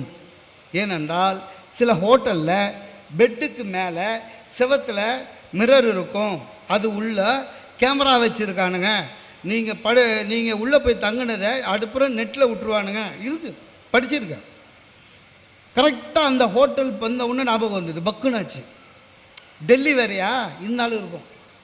அதனால என்ன பண்ணிட்டேன், என் ஒய்ஃபுக்கிட்ட நீ மெதுவாக வா மேலேன்னு சொல்லி அந்த ஃபர்ஸ்ட் ஃப்ளோர் ரூம் கீயை வாங்கினு குடுன்னு படிக்கட்டில் ஓடுறேன். போய் திறந்தா நம்ப மாட்டேங்க சார், அப்படியே தான் பெட்டு மேலே செவுத்தில் கண்ணாடி ஒரு அடிக்கு வச்சுருக்கோம். அடான்னு அப்போ படித்தது ஞாபகம் வந்தது. அப்போது அதுலேயே இன்னொன்று படித்தேன். என்னென்ன உள்ள கேமரா இருக்கா இல்லையான்னு செக் பண்ணுறதுக்கு ஒரு மெத்தட் இருக்குது. என்ன, ரூமில் இருக்கிற லைட்டெல்லாம் ஆஃப் பண்ணு, டார்ச் லைட்டை வச்சுக்கோ, அந்த கண்ணாடி மேலே அடி, ஒளி ஊடுருவிச்சுன்னா அது உள்ள கேமரா இல்லை, ஒளி ஊடுருவலைன்னா அது உள்ள கேமரா இருக்குது, படிச்சிருக்கேன். இப்போ லைட்டெல்லாம் ஆஃப் பண்ணிட்டேன். ஆஃப் பண்ணிவிட்டு செல்ஃபோனில் டார்ச் எடுத்து ஆட்டிக்கிறேன், மறந்துட்டேன். என்ன, ஊடுருவிச்சுன்னா இருக்கா, ஊடுருவலைன்னா இல்லை, மறந்துட்டேன். டென்ஷன் ஆகிடுச்சு. திடீர்னு திரும்பி பார்க்குறேன், என் ஒய்ஃபு குழந்தை சூட்கேஸு எல்லாத்தையும் வச்சுக்கின்னு திட்டுறா. அங்கே என்னை தனியாக விட்டுட்டு இங்கே வந்து நீ மேஜிக் பார்த்துன்னுக்கிறேன்னு. அவகிட்ட சொல்ல முடியாது இந்த மாதிரி கேமரான்னா, அத்தோடு முடிஞ்சுது என் லைஃபு. அப்படி தானே, என்னென்னு பண்ணுறது? அதுவும் இல்லாமல் ஊடுருவுதா பாருன்னு கேட்க முடியாது. ஊடுருவுதுன்னா அவளுக்கு தெரியாது, இங்கிலீஷ் மீடியம் படித்தவோ. சரியா, ஊடுருவதுக்கு என்னது இங்கிலீஷ்லன்னு எனக்கு தெரியாது. நான் தமிழ் மீடியம் படித்தவன். கட்சியில் பார்த்தேன், விட்டேன். இதுக்கு மேலே ஒன்றும் பண்ண முடியாது. ஆனால் ஒன்றுங்க, 2 நாள் இருக்கிற வரையும் நம்ம வள்ளலார் மாதிரி மூடிக்கினே இருந்தேன். எது ஒன்றா எடுத்துக்கிட்டா போடான்னு. வேறு என்ன பண்ண முடியும்? எதுவாக இருந்தாலும் பிரச்சனைன்னு வரோங்க. சில வாட்டி நம்ம கவர்மெண்ட் பஸ்ஸில் நீங்கள் எத்தனை பேர் போனீங்கன்னு தெரியல, ஏறி பாருங்க. அதுவும் ஃபேமிலியோட பஸ்ஸில் போகிறத விட கொடுமை எதுவுமே இல்லை. அதில் இந்த டிராஃபிக் டைமில், இந்த ஆஃபீஸ் அவர்ஸில் அது என்னவோ தெரியல, வண்டி ஏறின ஒன்று பார்த்தீங்கன்னா லேடிஸுக்கு எப்படியாவது இடம் கிடச்சிடுதுங்க. நமக்கு மட்டும்தான் தள்ளி தள்ளி தள்ளி இந்த டிரைவர் பக்கத்தில் என்ஜின் இருக்குது பாருங்கள், அது பக்கத்தில் சூடாக நிற்க வைப்பான். திரும்பி பார்த்தா நம்ம ஹைட்டுக்கு பின்னால் இருக்கிறவன் எவனும் தெரிய மாட்டான். நான் என் பின்னால் இருக்கிறவன் மட்டும்தான் தெரிவான். டென்ஷனு என்னது, இருக்கா இல்லையா, என் ஒய்ஃபு கரெக்டாக ஸ்டாப்பிங்கில் இறங்குவாங்களா, பயந்து இறங்குறேன். பின்னால் பார்க்குறேன், ஒய்ஃபை காணோம், இறங்கலை. பரிமளம்னு கற்றுனேன். திடீர்னு இன்னாங்கன்னு குரல் கேட்டுது. பார்த்தா பஸ்ஸில் வேறு பரிமளம். அதுக்கு பாருங்கள், அது ஹஸ்பண்டு குரல், என் குரல் அடையாளம் தெரியல. திரும்பி பார்த்தா ஆக்சுவலாக பார்த்தா நம்ம பரிமளத்தை விட அது பெட்டராக இருந்தது. ஆனால் அதை இறங்க சொல்ல முடியாதுல்ல. அப்புறம் நம்ம பரிமளம் இறங்கிடுச்சு. ஏன் டென்ஷன். அதுக்கு அவள் சொல்கிறா, இல்லைங்கோ பட்ட உடனே தூக்கம் வரும், நல்ல மனசுன்னு. இந்த சில பேர் அது மாதிரி சொல்ல ஆரம்பிப்பாங்க தெரியுமா. ஒன்றும் இல்லை, டாக்டர் சொன்னாருங்க என்ன சார், காலையில் இருந்து வாக்கிங் போங்க நல்லதுன்னு. ஒய்ஃபை கூப்பிட்டேன், அம்மா வாக்கிங், என் நல்ல மனசுக்கு ஒன்றும் வராது, நீ போ அப்படின்னா. அப்போ வாக்கிங் போகிறவங்களாம் கெட்ட மனசா? எனக்கு ரொம்ப சந்தேகம் சார். நான் பீச்சில் வாக்கிங் போகும்போது நிறைய பேர் பார்த்துருக்கேன், நாயை கூட்டின்னு வரான், பார்த்துக்கிறீங்களா? கேட்டால் இது சௌகரியம் சார்ன்றான். கூட பேசாது. என்ன, நமக்கே மூச்சு வாங்குச்சுன்னா கூட நம்ம என்ன தப்பு பண்ணுறோமோ அதை சொல்லி அதனால தான் உனக்கு மூச்சு வாங்குது அதெல்லாம் சொல்லாது, கம்ஃபர்டபுள் சார்ன்றான். வீட்டுக்கு திரும்பி வரேன், என் ஒய்ஃபு பார்த்தீங்கன்னா தெளிவாக உட்காந்துக்கிறா சோஃபாவில், கண்ணு மூடி. என்னன்னா தியானம். நான் பயந்துட்டேன் சார். தியானம் இருந்தால் அமைதி வரும்னு ஒரு காலத்தில் இருந்தது. இப்போலாம் தியானம் இருந்தால் தான் பிரச்சனை வெடிக்குது. எனக்கு என்னென்னா, இவ உண்மையிலேயே தியானம் இருக்கிறாளா இல்லை சாயங்காலம் சண்டை போடுறதுக்கு பாயிண்ட் சேர்க்குறாளா ஒன்றும் தெரியல. குடும்பமே பிரச்சனையாக ஒன்றுங்க. எதுவாக இருந்தாலும் நீங்கள் அதை நேர்மறையாக பார்த்து விடுங்கள், சரியாக போயிடும். மனசை தெளிவாக வைத்திருங்கள், மனசை சுத்தமாக வைத்திருங்கள். சார், ஒரு தேர் விழா, ஒரு சுவாமி புறப்பாடு, தேர் சுற்றி வந்து நின்றுடுச்சு. அந்த வழியாக ஒரு குப்பலாரி. இந்த குப்பலாரி வரும்போது தேரை பார்த்து சொல்லுது, இந்த ஜனங்க பார்த்தியா ரொம்ப நன்றி இல்லாதவங்க, நீ வந்து வருஷத்துக்கு ஒரு முறை சுற்றி வர, ஒரே ஒரு நாள், மீதி நாளெல்லாம் இங்கே தான் இருக்க, வருஷத்துக்கு ஒரு முறை சுற்றி வர. நான் டெய்லி இந்த ஜனங்க தெருவாக போகிறேன், தெருவாக போய் ஜனங்களோட குப்பையெல்லாம் வாரின்னு வரேன். இந்த ஜனங்களுக்கு கொஞ்சம் கூட நன்றி கிடையாது. டெய்லி வர என்னை பார்த்தா மூக்கு முடிக்கிறாங்க, என்றைக்கோ ஒரு நாள் வர உன்னை பார்த்தா கண்ணெடுத்து கும்புறாங்க, கையெடுத்து கும்புறாங்க, கன்னத்தில் போட்டுக்கிறாங்களேன்னு. அதுக்கு தேர் சொல்லிச்சான், அது இல்லை, நீ வருஷம் ஃபுல்லாக வர அது வேற விஷயம், நான் வருஷத்துக்கு ஒரு நாள் தான் வரேன் அது வேற விஷயம். நான் வருஷத்துக்கு ஒரு நாள் வந்தாலும் என் உள்ளே இருப்பது தெய்வம், அதனால் மக்கள் கும்பிடுகிறார்கள், நீ வருடம் முழுதும் வந்தாலும் உன் உள்ளே இருப்பது குப்பை, அதனால் உன் மூக்கை மூடி கூறுகிறார்கள். உள்ளத்தை சுத்தமாக வைத்திருங்கள், நீங்கள் பாராட்டப்படுவீர்கள், வணங்கப்படுவீர்கள். இதுதான் உண்மை. எந்த தொழில் செய்கிறோம் என்பதை கவலை இல்லை சார். எல்லாமே ஒன்று தான் சார். எந்த பிரச்சனை வந்தால் குடும்பம்னாலே பிரச்சனை. அதுலேயும் இப்போலாம் இருக்கிற கஷ்டங்கள் நடுவில் பார்த்தீங்கன்னா குடும்பங்கள் என்ன மாதிரி கஷ்டமும் இருக்குது, அப்படி தான் இருக்குது. எனக்கு ரொம்ப சந்தோஷம் என்னென்னா இந்த மாதிரி ஒரு அமைப்பு இவ்வளோ சிறப்பாக செய்யறதுக்கு காரணம் என்னென்னா, இங்கே யாரும் நம்ம சொந்தக்காரன் இல்லை. ஐயா சொன்னார், நானும் அவரும் பள்ளிக்கூடத்துலேருந்து நண்பர்கள், ஒரே தொழில், ஒரே கல்லூரின்னு. ரொம்ப சந்தோஷம். ஆனால் இந்த வெற்றிக்கு காரணம் என்னன்னா நட்பு. இதே உறவுக்காரனாக இருந்தால் ஒரு விசேஷம் நடக்குமாங்க ஒழுங்கா? இந்த சொந்தக்காரெல்லாம் முதல்ல ஒன்றா சேருவானா? அப்படி ஒன்றா சேர்ந்தாலும் சேர்ற இடம் பார்த்தீங்கன்னா கல்யாணமாக தான் இருக்கும். பார்த்துக்கிறீங்களா? கல்யாணம் தான். அதுலேயும் பாருங்கள், எல்லா கல்யாணத்துலையும் தவறாமல் சண்டை போடுவானுங்க. சில பேர் சண்டை போடுறதுக்குன்னே கல்யாணத்துக்கு போவான். அதை சண்டை நடுவில் வேறு சொல்லுவான், என் பேரை ஏன் இன்விடேஷனில் போடல, அதை நேரில் கேட்க தான் வந்தேன். டே இப்படி வரக்கூடாதுன்னு தான் அவன் போடல, அதெல்லாம் நேரில் கேட்க வந்தேன். அப்படி தான் எந்த விஷயமாக இருந்தாலும் நட்பு. இந்த நட்புலையும் ஒரே அலைவரிசையில் இருக்கணும், அதான் முக்கியம் சார். சினிமா பார்க்க போகிறோம், மகிழ்ச்சி. கூட ஃப்ரெண்டை கூட்டி போகிறோம், மகிழ்ச்சி. ஆனால் அவனும் நம்மளும் ஒரே அலைவரிசையில் இருக்கணும். ஏன் நான் கடைசியாக ஒரு சினிமாவுக்கு என் ஃப்ரெண்டு கூட போனேன். இப்போல்லாம் சினிமா டிக்கெட் வேறு ஜாஸ்தி, 120 ரூபா. உட்காந்து பார்க்கும்போது ஹீரோயின் வந்துங்க மழையில் கம்மி ட்ரெஸ்ஸு போட்டு டான்ஸ் ஆடுது. எல்லாம் ஸ்க்ரீனை வெறிச்சு பார்த்துன்னுக்குறான். என் ஃப்ரெண்டு என்னை தட்டி சொல்கிறான், இந்த அம்மாவுக்கு இன்னும் கொஞ்சம் நாளில் வெரிகோஸ் வெயின் ப்ராப்ளம் வரப்போகுது பாருண்ணா. ஏன்டாண்ணே? கணுக்கால் மேலே நரம்ப பாருண்ணா. ஒன்று போட்டேன். ஏன்னா 120 ரூபா டிக்கெட் வாங்கி அவ்வளோ பெரிய ஸ்க்ரீனில் எல்லாம் எதை பார்க்குறான், நீ என்னடா அதை பார்த்துன்னு வெரிகோஸ். சில பேர் இருக்காங்க சார், சில பேர் கவுத்து விட்டு போயிடுவான். நான் பிரசிடென்சியில் 5 வருஷம் படித்தவன், கோஎஜுகேஷனு. அப்போலாம் செல்ஃபோனெல்லாம் ஒன்றும் கிடையாது, படித்தோம் பிரிஞ்சிட்டோம்.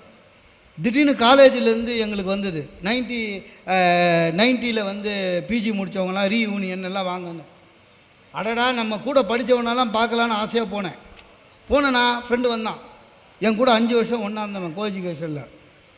என்னடா இருக்கேன்னு அவன் சொன்னான், நான் கன்னியாகுமரியில் இருக்கேன்டா, நான் இதில் ரெவென்யூவில் இருக்கேன்டா, அதுவாக இருக்கேன்டா, இதுவாக இருக்கேன், எல்லாம் நல்லா இருந்தது. கட்சியில் என்ன ஆயிடுச்சிங்க, நம்ம நாக்கில் சும்மா இல்லாமல், டே என் வீடு பக்கத்தில் தான் ராயப்பேட்டா, பிரசிடென்சிலேருந்து வீட்டுக்கு வாடான்னு. உடனே நான் என் கூட 5 வருஷம் படித்தவன் வந்தான் என் ஒய்ஃபை இன்ட்ரடியூஸ் பண்ணி வச்சேன், இதுதான்டா என் ஒய்ஃபுன்னு. இதுவா? அப்போ அது அப்படின்னா நம்ம கூட 5 வருஷம் படித்தவன் அதுன்னு சொல்லிட்டு அவன் போயிட்டான். அந்த அது எதுன்னு இதுக்கு சொல்கிறதுக்கு 3 மாதம் ஆச்சு எனக்கு. சில நண்பர்கள் அப்படி இருக்காங்க. ஆனால் உறவுக்காரர்கள் பாருங்கள், நீங்கள் நல்லா இருந்தீங்கன்னா வாழ்த்துவாங்களா? இல்லை.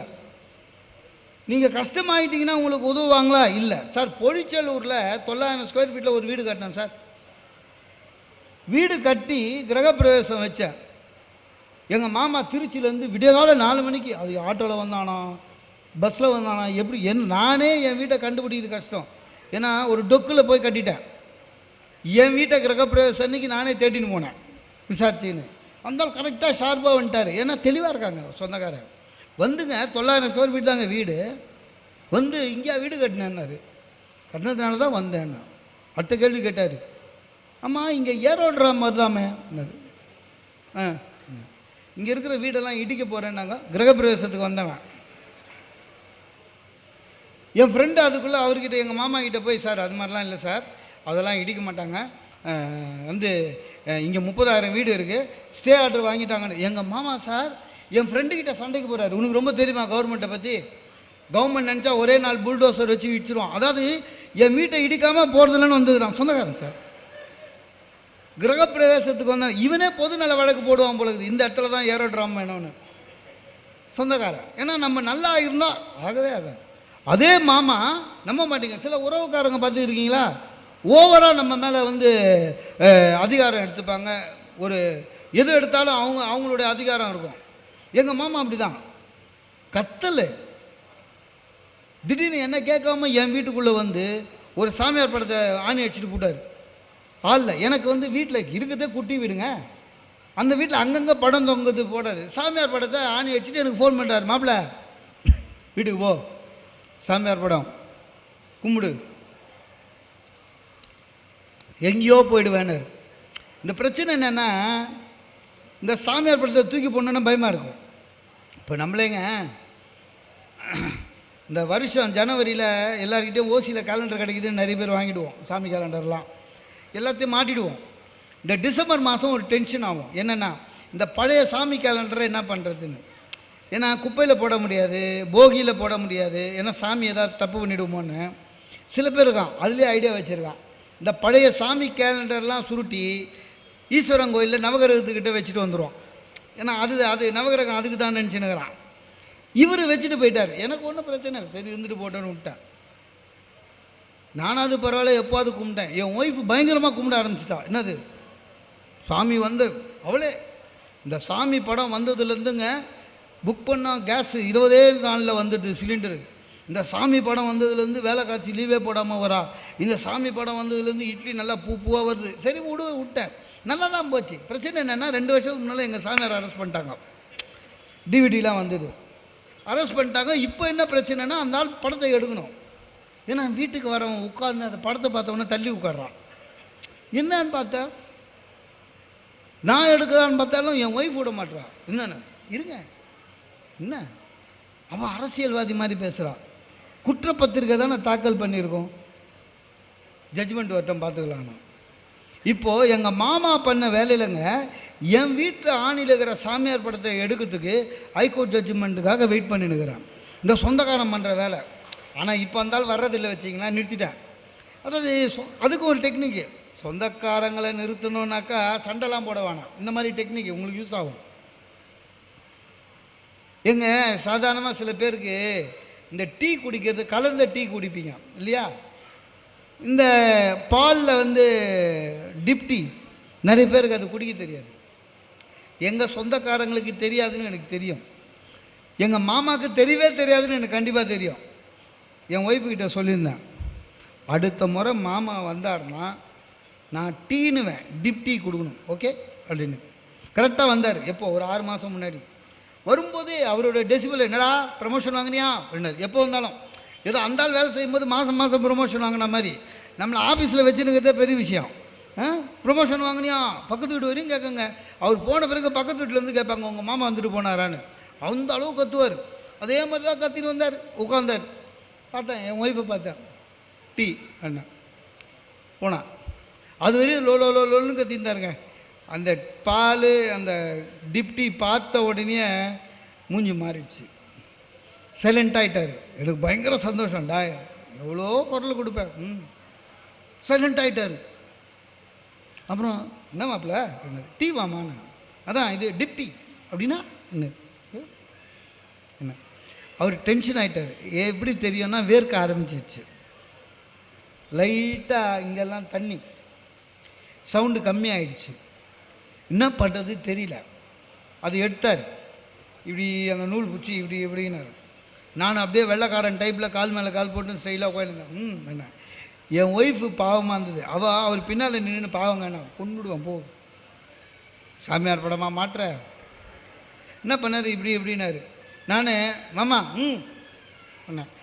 இந்த கார்பரேஷன் பம்பில் அடிப்பாங்களே அந்த மாதிரி அடித்தார். நம்ம வாங்கின டீ தூள் பேக்கெட்டு வந்து மட்டமானதுங்க, ரொம்ப ஆடினீங்கன்னா உள்ளே கிழிஞ்சிடும். இப்படி இப்படி பண்ணிவிட்டு அவருக்கு என்ன பண்ணுறதுன்னு தெரியல, குடிக்கணும்னு தெரியல. இப்படி வச்சுட்டு இப்படின்னாரு, அந்த டீ பேக்கெட்டு வாயில் போய் உட்காந்துக்குச்சு. அவர் என்ன பண்ணார், அந்த விளிம்புலேயும் டீ பேக்கெட்லேயும் நடுவில் கொஞ்சோண்டு கேப்பில் டீயை இழுத்தார், வரல வச்சுட்டார். வச்சுட்டு சொன்னார், மாப்பிள்ளை நான் டீ சாப்பிட்டு நிறுத்தி 1 வருஷம் ஆகுது, ஏதோ நீ சொன்னியன்னு சாப்பிட்டேன்னு போயிட்டார். போகும்போது முனையில் டீ வாங்கி குடிச்சிட்டு போயிட்டார். அதோடு வரல, வேறு வழி கிடையாது, இவங்களெல்லாம் அப்படி தான் பண்ணணும். சார், பாசிட்டிவாக நினைக்க ஆரம்பிச்சிட்டிங்கன்னா உங்கள் லைஃப் பாசிட்டிவாக இருக்கும். எதுவாக இருந்தாலும் அது இப்படி நினச்சி பாருங்கள் சார். ஒரு சில பேர் பேப்பர் படித்து நியூஸ்லேயே டென்ஷன் ஆவாங்க தெரியுமா? அதாவது எங்கள் எம்பிஏல சொல்லுவாங்க, தேர்ட் பார்ட்டின்னு ஒன்று சொல்லுவாங்க. என்னென்ன, நமக்கு வர பிரச்சனையாக அப்படி தூரம் வச்சுட்டு தேர்ட் பார்ட்டியாக இருந்துக்கணும். அப்போ தான் உங்களுக்கு நிம்மதி வரும், அப்போ தான் உங்களுக்கு சந்தோஷம் வரும், அப்போ தான் உங்களுக்கு மகிழ்ச்சி வரும். சார், ஒரு பேப்பரில் திடீர்னு படிக்கிறோம், 6வது முறை திருமணத்துக்கு முயன்ற காதல் மன்னன் கைது. அப்படிதானே? இந்த பேப்பர்காரங்களை திருத்தவே முடியாது சார். ஒருத்தர் 5 பொம்பளையை ஏமாற்றி கல்யாணம் பண்ணிவிட்டு 6வது ஒரு அம்மாவை கல்யாணம் பண்ணியிருக்கான் சார். அவன் பேர் போடும்போது காதல் மன்னன்னு போடுறான். அவனுக்கு தண்டனை கொடுக்க சொல்கிறானுங்களா இல்லை சும்மா இருக்கிறவனெல்லாம் மோட்டிவேட் பண்ணுறானுங்களா தெரியல. உடனே 5 பொண்ணுங்க இப்போ லைஃப்பை வேஸ்ட் பண்ணிட்டானே, இவனெல்லாம் கொல்லணும். பாசிட்டிவாக திங்க் பண்ணுங்க. ஒன்று வச்சுட்டே கஷ்டப்படுறமே, இவன் 5 எப்படி சமாளித்தான்? என்ன இருந்தாலும் அப்படிதான். இந்த சேலத்துலேருந்து ஒரு பஸ்ஸில் ஒரு ட்ரெயின் வரும்போது 500 கோடி அடித்தானுங்க தெரியுங்களா? எல்லாம் டென்ஷன் ஆனான். எனக்கு என்னென்னா, நம்ம ஒரு 10,000 ரூபாய்க்கு 500 ரூபாவே மாற்றுறதுக்கு இவ்வளோ கஷ்டப்பட்டோமே, 500 கோடி எடுத்து போனாங்களும் எந்த பேங்க்கில் எப்படி மாற்றிருப்பான் அப்படி தான் நினச்சி பார்த்துக்கணும். அப்படி தான், வேறு வழி கிடையாது சார். எல்லாமே பாசிட்டிவாக இருக்கணும். சில இதெல்லாம் பிரச்சனை வரும். போன காங்கிரஸுடைய கடைசி 6 மாதத்தில் கிருஷ்ணா தீரத்துன்னு ஒரு மந்திரி, மகளிர் மேம்பாட்டு மந்திரி, அவர் சென்னை வந்தார். வந்துட்டு போனவர் சும்மா இல்லாமல் ப்ரெஸ்ஸுக்கு, நாங்கள் மீண்டும் ஆட்சிக்கு வந்தால் இந்த ஹவுஸ் ஒய்ஃப்னு இருக்காங்களே, வீட்டில் வேலைக்கு போகாமல் குடும்பத்தை நல்லா பார்த்துக்கிறாங்களா, அவங்களுக்கு கணவர்கள் சம்பளம் தர வேண்டும், அப்படி ஒரு சட்டம் வரும் அப்படின்னு சொல்லிட்டு போயிட்டார். நல்ல காலம் அவங்க வரல. இது சொல்லிட்டு போயிட்டாரு. பேப்பரில் போட்டான். இந்த பேப்பரில் போட்டது என் ஒய்ஃபு படிச்சுட்டாங்க. காலையில் ஷூ போடுறேன், பேப்பர் படிச்சிங்களான்னாங்க. என்ன இல்லை, என்ன மாதிரி ஹவுஸ் ஒய்ஃபுங்களுக்கு சம்பளம் தரணுமா, சட்டம் வருதாமேன்னு. நான் சொன்னேன், சரி சட்டம் தரலாம். இல்லைங்க, சம்பளம்னு கொடுத்தீங்கன்னா எப்படி பிஎஃப்லாம் பிடிப்பீங்களா, தீபாவளி போனஸு? எனக்கு அப்படி பிபி ஏறிச்சு. நான் சொன்னேன், இதுமா சட்டம் வந்தால் தானே. ஏன்னா எனக்கு தானேங்க இப்போல்லாம் பட்டிமன்றம் பேசிட்டு லேட்டாக போனால் வீட்டில் சாப்பாடுக்கு போட சுட வச்சு போடுறாங்க. அப்போ அதுக்கும் ஓவர் டைம்லாம் எழுதுவாளோன்னு பயம். என்னம்மா இல்லைம்மான்றேன். அதுக்கு அவள் சொல்கிறா, இல்லைங்க சம்பளம் தராத ஹஸ்பண்டெல்லாம் அரெஸ்ட் பண்ணுவாங்களான்னா. சார் அந்த நியூஸ் நானும் படித்தேன், அந்த வரி இல்லவே இல்லை, இவளே சொல்கிறா. அப்புறம் பார்த்தேன், இது ஒரு பாசிட்டிவாக ஒன்று முடிக்கணும் சொன்னேன். கவலைப்படாது, சட்டம்னு வந்துட்டால் கண்டிப்பாக நானும் அதில் ஒருத்தன் தான் சம்பளம் கொடுப்பேன். ஆனால் ஒன்று, சம்பளம்னு வாங்கிட்டீங்கன்னா நீ ஸ்டாஃபு, அப்படி தானே? இவ்வளோ நாள் நீ சமைச்சது ஏதோ தர்மத்துக்கு சாப்பிட்டுனுங்கிற, சம்பளம் கொடுத்துட்டு சாப்பாடு நல்லா இல்லைன்னா சஸ்பெண்ட் பண்ணுவேன், என்கொயரி வச்சு டிஸ்மிஸ் பண்ணி புது அப்பாயின்மெண்ட் போடுவேன், பரவாயில்லையான்னு. முடிஞ்சிச்சு. சிலதெல்லாம் அப்படி தாங்க. சந்தோஷமாக இருக்கணும், இருக்க ட்ரை பண்ணணும். சந்தோஷமாக இருக்க வேண்டும் என்றால் வாழ்க்கையில் நீங்கள் எதை பார்க்கிறீர்களோ அதை பாசிட்டிவாக பாருங்கள். தயவு செஞ்சு இந்த உலகத்திலேயே சந்தோஷமான ஒரு மனிதன் கடந்த 50 ஆண்டுகளாக நாம் பார்த்து கொண்டு இருக்கிறோம். அவரை பாருங்கள், அவரை பார்த்து கற்றுக்கங்க. இங்கிலாந்து ராஜா, இங்கிலாந்தில் ராஜான்னு ஒருத்தர் இருக்காரு தெரியுமா? 50 வருஷமாக ராஜான்னு இருக்கார். ஒரு அதிகாரமும் கிடையாதுங்க. 10 வயசாக அவருக்கு அதிகாரம் கிடையாது. அங்கே எல்லா அதிகாரமும் ராணி தான். எந்த ஃபங்க்ஷன், வெளிநாட்டு தூதுவர் வந்தாலும் சரி, விம்பிள்டனில் கப்பு கொடுத்தாலும் சரி, ராணி தான் போகும். ராஜா கூட போவார், சிரிச்சா மாதிரியே, அவ்வளோதான். வருஷத்துக்கு அவருக்கு 3 கோட் எடுத்து கொடுப்பாங்க, அவ்வளோதான். மனசு மகிழ்ச்சியாக இருக்காரு. காம்படிஷனே அவருக்கும் செக்யூரிட்டி ஆஃபீஸருக்கு தான், யார் ராணி கிட்ட நிற்கிறாங்கன்னு, வேற ஒன்றுமே கிடையாது. ஆக வாழ்க்கையை மகிழ்ச்சியாக வாடுங்கள். இந்த நாட்டில் தான், இந்த உலகத்திலேயே எந்த ஒரு சின்ன நாடாக இருந்தாலும் சரிங்க, ஒரு 90 வருஷம் ஆன ஒரு பில்டிங்கை அரசாங்கம் பாதுகாக்குது. 50 வருஷம் ஆன பில்டிங்கை அரசாங்கம் பாதுகாக்குது. ஒன்றுமே இல்லைங்க, ஒரு பில்டிங்கு நம்மளுடைய வேலூர் கோட்டைக்கு பக்கத்தில் கூட நிற்க முடியாது. வேலூர் கோட்டைக்கு பக்கத்தில் கூட நிற்க முடியாது. வெளிநாடுகளில் அமெரிக்காலெல்லாம் அது ஒரு பெரிய இதுவாக்கி, அது ஒரு பெரிய மானுமெண்ட் ஆக்கி, அதுக்கு ஒரு $20 டிக்கெட் போட்டு அங்கே நிற்க, ஃபோட்டோ எடுக்கக்கூடாது, அதை பாதுகாக்கிறோம். மொத்த வயசாக அந்த பில்டிங்க்கு 90 தான். 1000 வருஷத்துக்கு முன்னால் கட்டின திருக்கோயில்கள் எல்லாம் இன்னைக்கு நம்ம பாதுகாக்காமல் இருக்கோம். நமக்கு என்னென்னா அக்கறை கிடையாது. எங்கேயாவது எதையாவது ஒழுங்காக வச்சிருக்கோமா சார்? திருப்பதிக்கு சாமி கும்பிட போகிறோம் சார், 50 ரூபாய் கியூவில் நிற்கிறோம். அங்கே எவனோ எழுதிட்டு போகிறான், ஜெயந்தி ஐ லவ் யூன்னு. எது? திருப்பதிக்கு கோயில் உள்ள. அது வரையும் பெருமாள் ஸ்லோகம் பார்த்துன்னு போனோம். அதை பார்த்த உடனே என்ன ஆயிடுச்சு, டேய் நீ ஒன்று ஜெயந்தி கிட்ட சொல்லு, இல்லை உள்ளே போய் பெருமாள் கிட்ட சொல்லு. அவன் எழுதிட்டு போயிட்டான். அதை பார்த்தோன்னே அவ்வளோ நேரம் பெருமாள் ஸ்லோகம் சொல்லிட்டு போனவன் நின்றுட்டான். இப்படி தானே எம்ஏல ஒரு பொண்ணுக்கிட்ட ஜெயந்தின்னு சொன்னோம், மூஞ்சிக்கெல்லாம் இதெல்லாம் கேடான்னு சொல்லிச்சேன்னு. என் ஒய்ஃபு பின்னால் எங்கே வேணாலும் வேடிக்கை போ அப்படின்ச்சு. ஆக ஒரு கட்டிடங்களையும் நாம் வைத்திருக்கோம், எல்லாமே மாறி போச்சு. ஒரு 20 வருஷம் இந்த ஒரு தேசத்துக்காக சிறையில் இருந்தவனை தேசத்தந்தை என்று அந்த நாடுகள் போட்டுக்கிறது. நம்ம ஒரு பேச்சுக்கு சொல்கிறோம், மகாத்மா காந்தி தேசத்தந்தை, அவ்வளோதான். மகாத்மா காந்தியை எப்படி காப்பாற்றுகிறோம் தெரியாது சார். காந்தியுடைய உயிரை கோட்சே எடுத்துக்கொண்டான், காந்தியுடைய பெயரை நேரு குடும்பம் எடுத்துக்கொண்டது, காந்தியுடைய படத்தை ரிசர்வ் பேங்க் எடுத்துக்கொண்டது, காந்தியுடைய உடைமைகளை விஜய் மல்லையா எடுத்துக்கொண்டார், காந்தியுடைய எழுத்துக்களை பதிப்பகங்கள் எடுத்துக்கொண்டது. காந்தி காட்டிய அகிம்சையும் நேர்மையும் சத்தியத்தையும் யாரும் எடுத்துக்கொள்ளவில்லை. அதை எடுத்துக்கொள்ளும் வரை நாம் இந்த தேசத்தின் ஏதாவது ஒரு மூலையிலே இருந்து கொண்டாலும் இந்த தேசத்தின் கட்டுமானங்கள் என்றைக்கோ கட்டி சார், என்ன என்ஜினியர் சார், தஞ்சாவூர் கோவிலை கட்டியவர்கள், கல்லணையை கட்டியவர்கள், அவர்களையெல்லாம் நினைத்து பாராட்டி இந்த தேசத்தை முன்னுக்கு கொண்டு வருவோம் என்று கூறி வாய்ப்பளித்தமைக்கு நன்றி பாராட்டி விடைபெறுகிறேன். நன்றி, வணக்கம்.